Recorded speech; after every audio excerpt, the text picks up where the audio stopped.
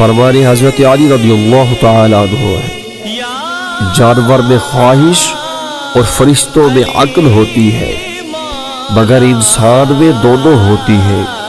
اگر وہ عقل دبا لے تو جانور، اگر خواہش کو دبا لے تو فرشتہ۔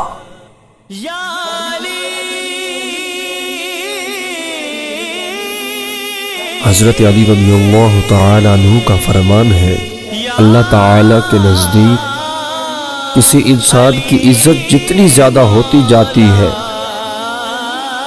اس کا امتحان بھی اس قدر سخت ہوتا چلا جاتا ہے۔